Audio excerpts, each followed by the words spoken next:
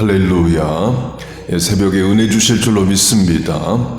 계속해서 본문에 영광스럽다를 중심으로 영광스럽다 하나님의 것이다 라는 제목으로 5번째 말씀을 전하겠습니다.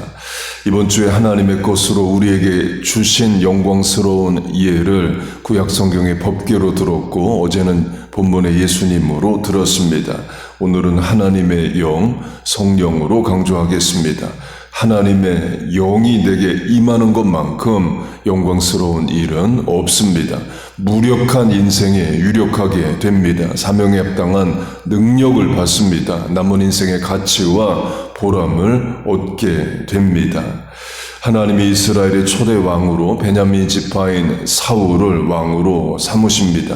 그러면 사울이 군인으로 나라의 공을 세웠거나 행정가로의 일을 해봤거나 아니면 사사시대 끝에 사사라도 해봤느냐? 전혀 아닙니다. 나이 40세까지 목축과 농사를 했습니다. 그런 사울을 하나님이 지목하셔서 하루아침에 왕이 됩니다. 곧 어제까지 양 키우고 소 몰고 농사 지었는데 오늘 왕이 되었어요. 그 다음날 사울이 그래서 뭘 하냐? 원래 하던 일 합니다. 소를 몰아 밭을 갈아요. 왕이 되었지만 뭘 해야 되는지를 모르는 겁니다. 그래서 하던 일, 농사하는 일을 계속합니다. 그 상태로는 영이 안 서죠. 뭘 명해도 백성들이 따르질 않습니다. 지위는 받았지만 합당한 능력을, 지도력이 없어서 그래요. 실제로 불량한 자들이 사울의 지도력을 무시하는 일도 일어납니다. 사울이 베냐민 지파다를 강조했는데요. 베냐민 지파는 이스라엘 지파 중에 가장 작은 지파입니다. 나중에 왕국 시대로 들어가면 자기 땅도 얻지를 못해서 유다 지파 안에 포함돼서 살게 됩니다. 사울이 자기 입으로 가장 작은 지파에 내가 속했다, 이런 말을 합니다. 그 이유는 가장 작은 지파에서 왕이 나오면 가장 큰 지파에서 인정을 안 할 수도 있기 때문에 그래요. 사사기로 하면 기드온과 입다가 사사가 됩니다. 그런데 나중에 왕국 시대의 북왕국의 최대 지파인 에브라임 지파가 기드온과 입다를 안 돕는 일이 일어납니다. 기드온은 끝까지 에브라임에 대해서 인내합니다. 입다는 복수를 해요. 근데 그것도 전쟁에서 이기고 난 뒤에야 하게 됩니다. 동남아시아에 미얀마라는 나라가 있습니다. 특징은 남자들도 긴 치마를 입어요. 대통령부터 동네 아저씨까지 치마를 입습니다. 미국은 미얀마를 지금도 버마라고 부릅니다. 미얀마가 반미 정권이어서 그래요. 지금은 미얀마지만 전에는 버마였습니다. 왜 나라 이름이 버마였냐? 민족의 70%가 버마족이에요. 대통령은 늘 그 버마족에서 나옵니다. 이스라엘 위에 레바논도 비슷합니다. 1943년에 프랑스가 레바논이란 나라를 만듭니다. 그럼 레바논이라는 민족 정체성이나 레바논 족속이 있었느냐? 아닙니다. 여러 인종, 무슬림으로 하면 시아파, 수니파 다 섞여서 사는 그런 지역에 일방적으로 나라를 세웁니다. 근데 나라 세울 때 1943년에 보니까 기독교인이 가장 많았어요. 그래서 대통령은 기독교인이 한다. 그리고 수상은 이슬람이 한다. 그것도 많은 수에 따라 시아파가 한다, 수니파가 한다를 아예 법으로 세워뒀습니다. 그래서 63년째 지금도 대통령은 기독교인이 합니다. 근데 지금은 가장 많은 인구수가 무슬림이 되었어요. 그 말은 법적으로는 대통령이 기독교인인데 영향력은 없게 또 그렇게 변해 있습니다. 강조점은 다수가 지도력을 갖는 것이 국가 운영에 안정적인 면이 현실적으로 있는 게 또 현실입니다. 그런데 사울은 작은 지파에서 나와요. 그리고도 농사와 목축을 짓다가 어느 날 갑자기 왕이 됩니다. 그 사울은 개인적으로도 속한 지파적으로도 설득력이 적습니다. 그래서 하나님이 사울을 도우십니다. 하나님의 영이 사울에게 임했다 말합니다. 그것도 2번이나 크게 임했다를 말해요. 한 번은 예언을 하고 한 번은 전쟁을 승리로 이끕니다. 그 뒤로 사울에 대한 지도력에 대한 도전이나 의심이 없어집니다. 하나님이 하나님의 것을 사울에게 주심으로 사울이 능히 왕노릇 잘할 수 있게 해주신 거예요. 사울 입장에서는 영광스러운 거죠. 필부가 왕이 된 것도 영광스러운데 하나님의 영이 두 번이나 크게 임해서 지도력을 갖는 영광스러운 일을 경험합니다. 물론 사울이 그 뒤에 불순종해서 버림을 받습니다. 그러나 어쨌든 이스라엘 역사의 초대 왕이에요. 베냐민 지파에서는 그걸 귀하게 여기고 아들을 낳으면 이름을 사울이라고 지어주기도 했습니다. 사도 바울의 히브리식 이름이 사울이죠. 바울이 베냐민 지파입니다.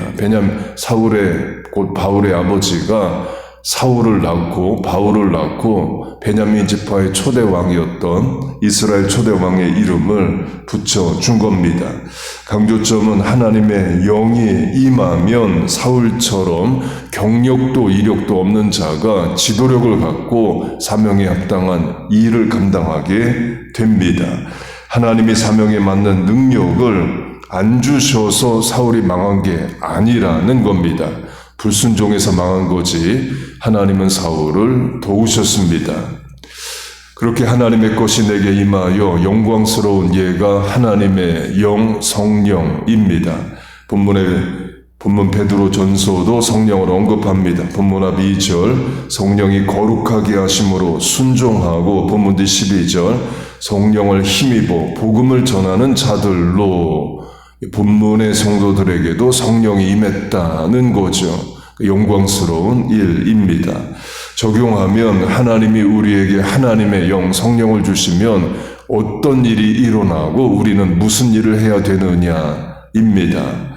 전설한 대로 거룩하게 하시고 순종하게 하시고 복음을 전하는 일을 하게 하십니다.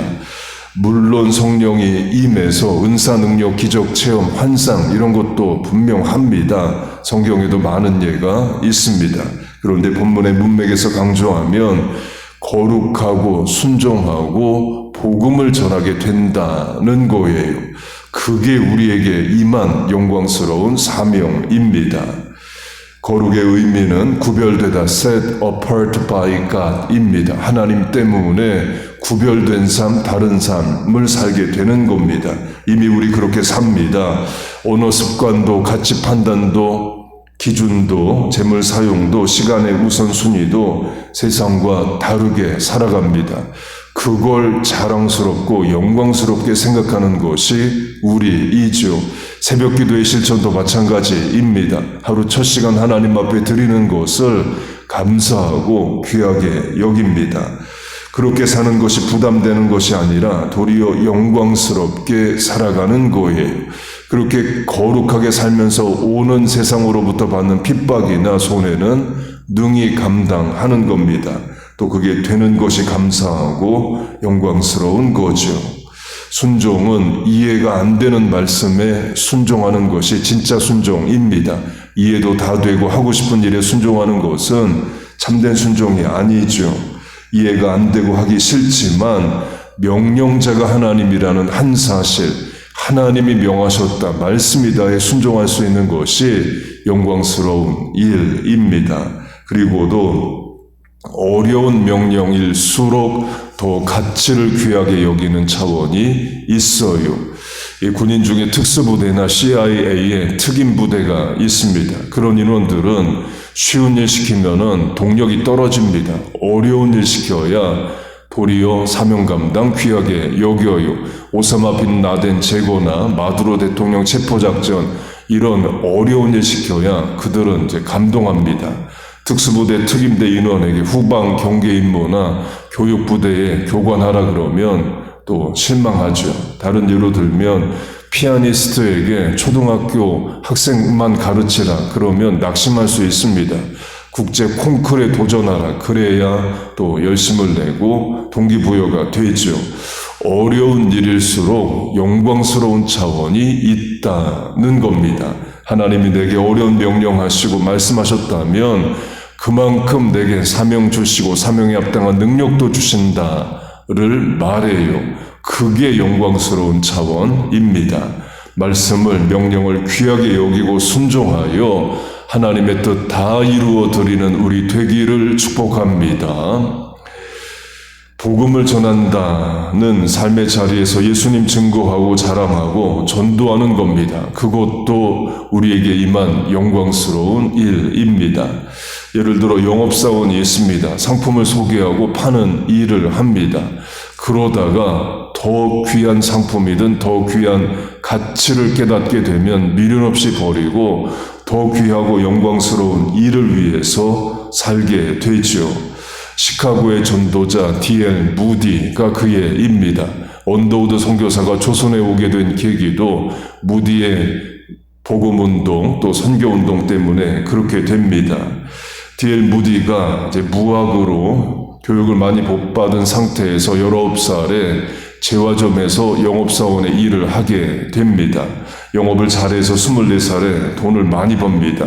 당시 1년에 5,000달러, 지금의 가치로 하면 17만 불 정도 되는 돈을 벌어요. 그러니까 제과점 영업사원이 그 정도 벌었으면 당시에는 크게 성공한 거랍니다. 그러다 회심하고 25살부터는 영업을 그만두고 전도자로 나섭니다. 더 큰 가치를 깨달았기 때문인 거죠. 복음을 전할 수 있는 일에 인생을 드릴 수 있다는 것에 감격하고 영광스럽게 생각해서 그렇게 된 겁니다. 물론 모든 성도가 무디처럼 생업직업을 버리고 전도자가 되라는 것만은 아닙니다. 성경에도 세상 직업을 가지고 하나님을 위해 능력 있게 살아간 많은 예가 있습니다. 다니엘, 느헤미야, 에스더, 요셉, 신약의 바울의 선교를 도운 자주장사 루디아, 고린도의 제무상 등이 있습니다. 강조점은 복음을 전할 수 있다가 영광스러운 일이라는 거예요. 내가 예수 믿게 되었고 그 예수님을 전하는 사명을 내가 받았기 때문입니다. 여러분 믿습니까? 여러분 힘을 내서 주위에 믿다가 타락한 자들, 교회 안 다니는 자들, 불신자들에게 예수님 증거하고 교회 한번 가보자 말하고 기도하고 있다 말해 보세요. 그게 성령이 임한 인생이 살아가는 모습입니다. 하나님의 것이 내게 임하는 것이 영광이다를 강조했습니다. 그 예로 하나님의 영이 내게 임하는 것, 성령이 임하는 것이 영광이다를 강조했습니다. 본문의 문맥에서는 성령이 임하면 내게 이루어지는 일, 또 해야 되는 일로 거룩과 순종과 복음 증거로 예를 들었습니다. 거룩하게 구별되게 순종하며 복음 증거하며 살 수 있는 것이 내게 일어난 영광스러운 일이고 감사한 일입니다.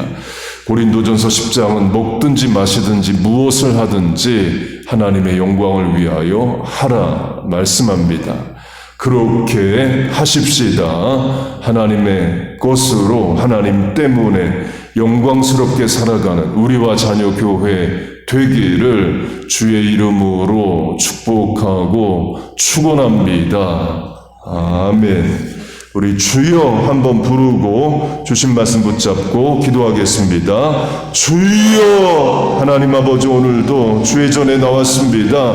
하나님 때문에 살 수 있어서 감사합니다. 하나님 남은 인생 영광스럽게 살아가게 하여 주시옵소서.